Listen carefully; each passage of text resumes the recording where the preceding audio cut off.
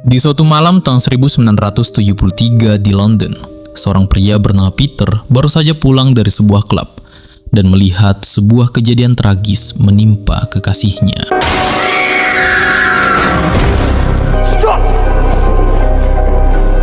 Kasus ini selama bertahun-tahun membeku dan ingin dipecahkan oleh para lansia di sebuah panti jompo bernama Cooper's Chase. Mereka menamai diri mereka Thursday Murder Club atau TMC, yang beranggotakan Elizabeth, seorang pensiunan MI6, Ron, mantan ketua serikat kerja, dan Ibrahim, mantan psikiater sekaligus ahli matematika. Namun, kasus berpulangnya kekasih Peter ini tetap dingin, karena buntunya informasi yang beredar. Ada spekulasi bahwa pelakunya adalah Peter sendiri, namun tuduhan itu patah karena kurangnya bukti dan Peter pun dibebaskan. Tetapi yang membuat Elizabeth bingung, saat bebas, Peter langsung menghilang bak ditelan bumi. Di lain sisi, kita akan diperkenalkan juga dengan lansia bernama Joyce. Ia adalah mantan perawat, dan Joyce memiliki seorang anak perempuan bernama Joanna yang bekerja sebagai konsultan keuangan untuk orang-orang besar. Saat mengajak Joanna berkeliling, tidak sengaja Joyce dan Joanna bertemu dengan kelompok TMC ini. Isn't this room usually for jigsaws? Oh, hello. Not on a Thursday, no. We'll leave it to it. Elizabeth yang melihat reaksi Joyce begitu tenang saat melihat foto kondisi tragis pacar Peter, tersadar. Mungkin saja Joyce dulunya adalah tenaga medis profesional. Di dalam kelompok, mereka memang kekurangan ahli dalam analisis kondisi fisik korban, terutama dalam kasus kekasih Peter ini. Ada selisih paham. Sebagian mengatakan kekasih Peter ini kehilangan nyawa karena luka tajam, namun yang lain berkata karena terjatuh. Elizabeth mencoba mendekati Joyce untuk merekrutnya ke dalam kelompok TMC, dan Joyce pun setuju. Saat itu, Elizabeth mulai menanyakan kemungkinan penyebab berpulangnya kekasih Peter, dan Joyce berkata hal yang paling masuk akal dari melihat luka lewat foto gadis itu adalah kehilangan banyak cairan tubuh atau pendarahan hebat. Setelah itu, Elizabeth mengajak Joyce menghampiri seseorang yang juga mantan anggota TMC bernama Penny, mantan inspektur polisi. Namun, keadaannya sekarang sedang koma dan ditemani oleh suaminya bernama John, seorang mantan dokter hewan.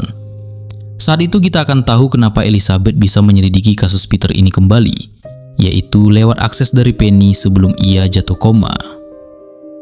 Di lain sisi, kita diperkenalkan oleh seorang pengusaha bernama Ian. Ian adalah pemilik saham properti panti jompo yang ditempati oleh Elizabeth dan kawan-kawannya. Ian sedang mengalami masalah keluarga, di mana istrinya menggugat cerai dan ingin menguasai hartanya. Hari itu Ian berkunjung menemui seorang pria asal Polandia bernama Bogdan untuk menjalankan perencanaan pembongkaran makam di samping panti jompo tersebut, karena Ian ingin membangun apartemen di sana. Namun kata Bogdan, pasti penghuninya tidak akan senang, apalagi di sana banyak sekali mantan tokoh terkenal. Tapi Ian tidak peduli. Masalahnya, kata Ian, adalah seorang pria bernama Tony. Tony juga merupakan pemilik saham kedua di panti jompo itu, dan pasti Tony tidak setuju karena di sana tinggal bibinya. Jadi Ian punya rencana untuk melakukan eksekusi pembangunan dengan menjadikan Bogdan sebagai mandor menggantikan Tony yang juga merupakan seorang kontraktor besar. Namun Bogdan memperingatkan kalau Tony itu mantan mafia yang berbahaya. Akan tetapi, Ian tidak peduli. Tony is part owner in Cooper's Chase. He will make a lot of money. Auntie Maud is a resident and he doesn't want to disturb. So, me? You like that? You're the boss? Tony Karen is a dangerous man. Make a deal. Yeah. Elizabeth memiliki seorang suami bernama Stephen yang mengalami penurunan daya ingat akut. Kadang ia ingat, kadang juga lupa apa yang dia lakukan. Untuk selalu membantunya mengingat, Stephen selalu merekam hal yang terjadi saat ia bermain catur sendirian.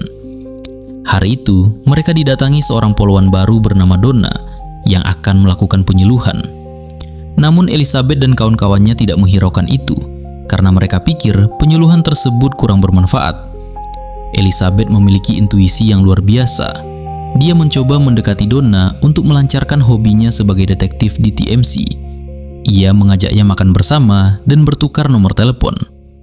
Setelah itu, saat mereka mengantarkan Donna, mereka bertemu anak Ron yang bernama Jason, seorang aktor terkenal saat itu. Saat perkenalan Donna dengan Jason, Elizabeth melihat Tony sedang berdebat dengan Ian. kelompok TMC mencoba bertanya apa yang terjadi kepada Tony. Tony bilang jika Ian masih bersikeras untuk membongkar makam di panti jompo itu. Namun, Tony menegaskan ia akan melindungi tempat ini. But isn't there something you could do as co-owner? I do everything in my power to save this place and you lovely people. And he's about to find out. You don't mess with the Currans. Sesampainya di rumah Tony, ia sedang menelpon seseorang dan tiba-tiba saja terjadi sesuatu yang fatal. Keep your wits about you. What are you doing here? Oh, the victim appears to have been bludgeoned to... Berita tentang Tony yang ditemukan tidak bernyawa ditonton oleh Joyce, dan Joyce pun segera memberitahu teman-temannya yang lain. Mereka pun mengadakan rapat dadakan. Secara tidak langsung, TMC beranggapan jika pelaku di balik kejadian Tony adalah Ian. Elizabeth berkata jika mereka membutuhkan bantuan pihak berwenang. Kelompok TMC pun membuat rencana yang akan melibatkan Donna nantinya. Dengan strategi matang, Elizabeth dan Joyce pergi ke kantor polisi berpura-pura melaporkan kasus penjamretan. Elizabeth berkata kepada petugas di sana jika ia hanya ingin kasus ini ditangani oleh Donna. Di lain sisi, Ibrahim dan Ron menelepon pihak kepolisian dengan alibi bahwa Ron bisa bersaksi melihat pertengkaran antara Tony dan Ian, di mana Ron menyamar menjadi kakek-kakek yang terlihat berantakan dan temperamental. Elizabeth dan Joyce meyakinkan Donna untuk mengambil kasus ini, dan Elizabeth berjanji akan membantu Donna dalam investigasi. Namun Donna berkata, ia hanyalah polisi dengan pangkat terbawah, tidak mungkin ia akan direkrut oleh bagian detektif. Namun Elizabeth meyakini Donna bahwa dalam 1 jam lagi ia akan menjadi seorang detektif. Di lain sisi, seorang inspektur polisi datang ke tempat Ibrahim dan Ron. Inspektur ini bernama Chris. Chris adalah polisi yang menangani kasus Tony. Di saat itu, Ron berkata jika ia hanya akan membagikan informasi kepada polwan yang pernah datang melakukan penyuluhan kemarin siang bernama Donna. Mau tidak mau, Chris pun kembali ke kantornya dan merekrut Donna ke dalam tim investigasi guna mendapatkan informasi dari Ron. Donna yang tentu saja kaget mengirimkan pesan kepada Elizabeth dan Joyce yang sudah berada di bus, mengatakan betapa cepatnya ia bisa pindah ke bagian detektif. Malam harinya, Elizabeth mendapatkan data keuangan dan saham terkait Cooper Chase. Namun Elizabeth yang tidak paham tentang laporan keuangan hanya bisa melihat-lihat laporan itu dan mengirimkan pesan kepada Donna. Esok paginya, Elizabeth mencari Joyce, karena sebelumnya Joyce pernah bercerita jika Joanna adalah seorang konsultan keuangan. Elizabeth ingin Joanna membantunya memahami laporan itu, dan Joyce pun menghubungi anaknya. Di dalam mobil patroli, Donna dan Chris menuju panti jompo. Di dalam mobil, Chris membagikan informasi kepada Donna bahwa ditemukan sebuah foto di lokasi kejadian. Foto itu memperlihatkan Tony dengan seorang pria misterius. Di luar dugaan, ternyata Donna lumayan jeli dan pintar. Ia mengatakan jika orang yang bersama Tony ini adalah pria bernama Bobby Tanner, seorang kriminal yang menjadi buronan polisi pusat. Chris kaget karena Donna bisa tahu hal itu. Bahkan Chris sendiri awalnya tidak tahu siapa pria itu. Selain itu, Donna juga jeli melihat bahwa foto ini sebenarnya adalah foto bertiga namun dirobek. Terlihat dari adanya pantulan tangan yang menggandeng Bobby saat foto itu diambil. Di lain sisi, TMC sudah mendapatkan kabar laporan keuangan perusahaan Tony dan Ian. Isi laporannya menunjukkan bahwa Cooper Chase memiliki 3 pemegang saham, yaitu Ian, Tony, dan seorang pria misterius. Dalam maklumannya tertulis jika Tony kehilangan nyawa, maka modal kepemilikannya jatuh kepada Ian. Hal ini membuat TMC semakin yakin jika Ian adalah dalangnya. Tidak lama kemudian, Chris datang bersama dengan Donna. Saat itu, mereka berbagi informasi terkait kasus ini.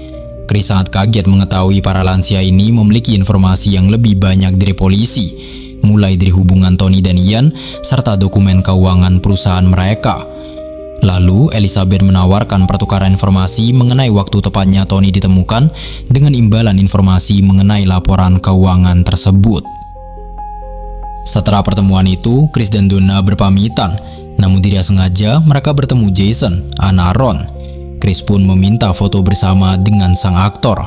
Sebelum pergi, Ron sempat bilang kepada Chris jika Jason memiliki hubungan dengan Ian dan Tony. Tapi saat ditanya oleh Chris, sepertinya Jason merasa tidak nyaman dan memutuskan untuk pergi. Would you do you call? Sementara itu, Elizabeth menghampiri bibi Tony yang masih berduka dan melihat sebuah karangan bunga dengan pengirim berinisial BT. Di dalam mobil patroli, Donna mengatakan kepada Chris jika orang ketiga di dalam foto Tony dan Bobby merupakan Jason. Buktinya adalah tato yang sama di lengan pria di foto tersebut, yang juga ada di tangan Jason. Adegan berpindah, kelompok TMC mulai mencatat kemungkinan Ian menghabisi Tony dengan perhitungan algoritma oleh Ibrahim. Mereka menghitung estimasi waktu kejadian berdasarkan keberangkatan Ian dari Cooper's Chase setelah keributan waktu itu. Dan mereka mendapatkan hasil perhitungan bahwa Ian tidak akan sempat sampai ke rumah Tony tepat waktu, dengan selisih waktu 7 menit jika mempertimbangkan waktu perjalanan. Oh, yes, I think my algorithm worked quite well. Could Ian Ventham have got here in time to kill Tony Carr? No. Di lain sisi, Chris dan Donna mendatangi kediaman Ian. Di saat itu, Chris menyadari jika Ian sedang tidak memiliki hubungan yang baik dengan istrinya, dan mungkin saja akan bercerai. Mereka menggali informasi terkait keterlibatan Ian dalam kematian Tony berdasarkan data keuangan yang didapatkan melalui Elizabeth, dengan asumsi kematian Tony memberikan keuntungan yang sangat besar bagi Ian. Namun Ian menolak tuduhan itu dan meminta Donna serta Chris meninggalkan rumahnya. Stood to gain over 12 million quid with Tony out of the picture. Look, I didn't kill Tony Curran, if that's what you think. It's the safest place for him, for all of us, in fact. You seem very worried all of it. Gotta go. Divorces are bloody expensive, aren't they?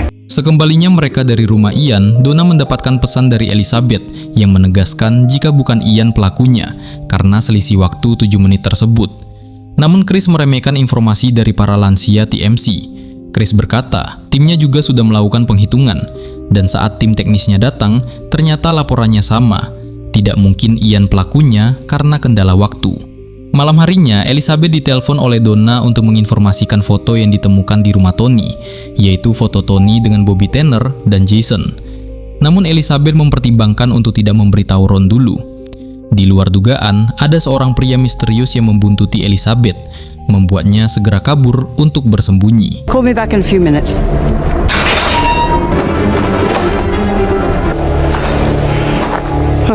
Don't wake the dead. Esok harinya, para penduduk lansia di Cooper's Chase melakukan aksi protes terkait pembongkaran pemakaman. Tidak lama kemudian, Ian datang dengan Bogdan. Karena melihat kerumunan massa, Ian memerintahkan Bogdan untuk lewat belakang dan mulai membongkar area tersebut secara manual karena alat berat tidak bisa menerobos keramaian. Elizabeth yang bermata jeli mengetahui jika Bogdan menyusup untuk membongkar area makam. Elizabeth mendekati Bogdan dengan berpura-pura mencari burung dan mengajak Bogdan bercerita. Elizabeth pura-pura menganggap Bogdan adalah petugas pengurus makam biasa. Saat Bogdan bertanya nama Elizabeth, ia menjawab namanya Marina, sesuai nama tato yang ada di lengan Bogdan. Bogdan tertarik karena memiliki nama yang sama dengan ibunya yang sedang sakit di Polandia. Elizabeth mencari informasi sampai akhirnya Bogdan bercerita jika ia tidak bisa pulang ke Polandia karena penyalur kerja yang membawanya ke Inggris menahan paspor miliknya sebagai jaminan untuk memerasnya. Di keramaian aksi protes itu, tampak Ian sedang berdebat dan didorong oleh para lansia di sana. Namun tidak lama kemudian, tiba-tiba saja Ian jatuh terkapar. Joyce yang merupakan mantan perawat langsung melakukan pengecekan medis, dan Joyce menyatakan jika Ian sudah kehilangan nyawanya. Setelah kejadian yang menimpa Ian, TMC kembali rapat. Elizabeth berkata jika mereka telah menjadi saksi sebuah tindakan nekat. Namun Ron menyanggah bahwa bisa saja itu serangan jantung. Elizabeth menjawab laporan yang ia dapatkan dari Donna mengatakan jika Ian mengalami overdosis zat terlarang, fentanyl, sebelum ia terjatuh. Hal itu memicu diskusi panjang, karena bisa jadi ada di antara demonstran tadi yang sengaja memberikan zat tersebut kepada Ian saat terjadi aksi saling dorong. Ini artinya mereka semua bisa menjadi tersangka. Saat kembali dari rapat TMC, Elizabeth kaget karena Bogdan sudah ada di ruangannya dan sedang bermain catur dengan Stephen. Bogdan tahu nama asli Elizabeth bukan Marina setelah bertanya kepada lansia lain. Elizabeth tidak menyanggah dan berkata itu hanya taktik pendekatan. Bogdan berkata agar Elizabeth menemuinya nanti malam di area pemakaman sendirian. Dia ingin menunjukkan sesuatu. Di tempat lain, Jason yang sedang syuting dihampiri oleh Chris dan Donna perihal kematian Tony. Asumsinya adalah Ian menyuruh Jason untuk menghabisi Tony karena Chris mengumpulkan informasi bahwa Jason sering dimintai bantuan oleh Ian dan Jason juga dekat dengan Tony serta Bobby Tanner. Menurut informasi, Ian juga melunasi hutang pribadi Jason. Namun Jason memilih diam yang membuat Chris melakukan tuduhan langsung dan mengamankannya. Why did he call you, Jason? Do you know Bobby Tanner, Jason? He's dead, isn't he? Mirror? No? Why were you in such a hurry the other day? Answer our questions, you have no alibi. Jason Ritchie, I'm placing you under arrest on the suspicion of murder of... You're a flight risk, so yes, we can take... Ron dan Ibrahim yang sedang mencari tahu siapa pelaku terhadap Ian, tiba-tiba ditelepon polisi bahwa Jason ditahan atas tuduhan kasus Tony. Ron langsung mendatangi kantor polisi. Donna memberitahu alasan penahanan ini karena Jason tidak memiliki alibi kuat saat kejadian dan ada di dalam foto yang ditemukan. Karena takut dengan gertakan ayahnya, Jason pun mengaku jika saat kejadian itu ia sedang menghabiskan waktu bersama istri Ian. Itulah sebabnya ia malu menjawab pertanyaan polisi. Hal ini dibuktikan dengan foto kebersamaan mereka yang akhirnya berujung pada pembebasan Jason. Well, what? Well, where were you? So stop all this nonsense and tell us all. Supposed to be my lawyer. Well, right now I'm your dad. Was with Ian Bentham's wife. Having an affair? Oh, Jason. No harm, son. That's how I met your mum. Can you prove it?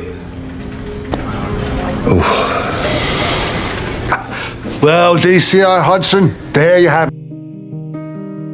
Malam harinya di pemakaman, Bogdan memperlihatkan sebuah kerangka manusia dari area yang ia gali. Elizabeth awalnya belum paham karena di makam pasti ada kerangka. Namun Bogdan meminta Elizabeth melihat lebih teliti karena kerangka itu berada di atas peti mati. Elizabeth sadar ada kasus lain yang belum terpecahkan di sana. Esok paginya, Elizabeth memberikan laporan penemuan tersebut. Saat Chris bertanya bagaimana ia bisa menemukannya, Elizabeth berdalih sedang mencari tanaman umbi-umbian dan tidak sengaja menemukannya. Malam harinya, pria misterius yang sempat membuntuti Elizabeth memasuki rumahnya dan meninggalkan sebuah bunga dengan pesan agar menjauhi kasus itu. Elizabeth menyadari sesuatu. Besoknya, Elizabeth meminta Donna menemaninya menemui Penny dan John. Elizabeth memperkenalkan Donna kepada John bahwa Donna berhasil mengungkap kasus lama yang selama ini diselidiki oleh Penny. Kerangka yang ditemukan itu ternyata adalah milik Peter yang telah terkubur lebih dari 50 tahun lalu setelah ia dinyatakan bebas dari tuduhan tahun 1973. John bercerita bahwa di tahun 70-an, ia dan Penny sering ke Cooper's Chase untuk acara misa. Siangnya, Donna mendapatkan pesan dari Elizabeth yang berkata tertarik menemui Bobby Tanner yang telah menjadi buronan selama bertahun-tahun. Mereka menuju sebuah tempat penjualan bunga. Di sini, Elizabeth baru bercerita jika dulunya ia adalah mantan petinggi MI6. Elizabeth melihat kesamaan dari kertas karangan bunga yang ia dapati dengan karangan bunga saat kematian Tony dengan pengirim Beatty yang merujuk pada Bobby Tanner. Benar saja, saat ditemui, Bobby sedang merapikan mawar. Donna dan Elizabeth langsung bertanya apakah Bobby yang menghabisi Tony dan Ian dengan asumsi ingin menguasai Cooper's Chase. Namun Bobby menjawab ia memiliki alibi kuat sedang berada di sebuah pesta pejabat dengan 200 orang saksi. Elizabeth meminta Donna meninggalkan mereka berdua. Tidak lama kemudian, pria misterius pengirim bunga masuk ke ruangan dan tidak sengaja membocorkan perihal tenaga kerja ilegal dan paspor yang ditahan. Elizabeth sadar ternyata Bobby memiliki bisnis ilegal. Elizabeth membuat kesepakatan agar Bobby menghentikan bisnis itu. Jika setuju, Elizabeth akan membantu mencarikan pembeli Cooper's Chase dengan harga bagus. Mereka sepakat. Namun saat akan pergi, Elizabeth sadar satu hal saat Bobby menyebut kata kami. Ternyata Bobby menjalankan bisnis itu bersama Tony. Bedanya, Bobby mengembalikan paspor pekerjanya, sementara Tony tidak. Hal ini membuat Elizabeth sadar bahwa pelaku terhadap Tony adalah Bogdan. Ia langsung bergegas pulang karena tahu Bogdan sedang bermain catur dengan suaminya. Benar saja, di tengah permainan catur, Stephen berkata menurut analisisnya, Bogdan adalah pelaku terhadap Tony. Bogdan tidak dapat mengelak dari pernyataan Stephen, serta bukti yang diberikan Stephen. Bogdan berkata itu hanyalah kecelakaan.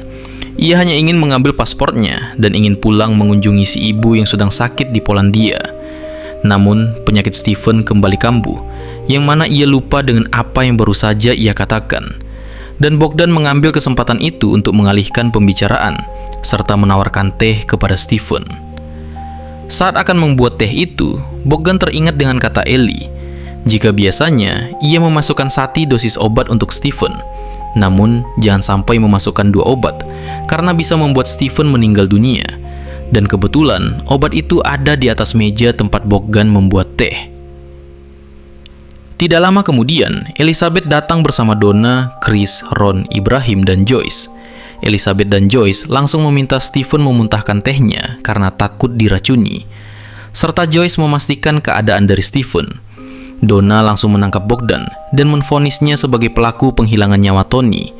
Dan Bogdan mengelak, "Mana buktinya?" kata Bogdan.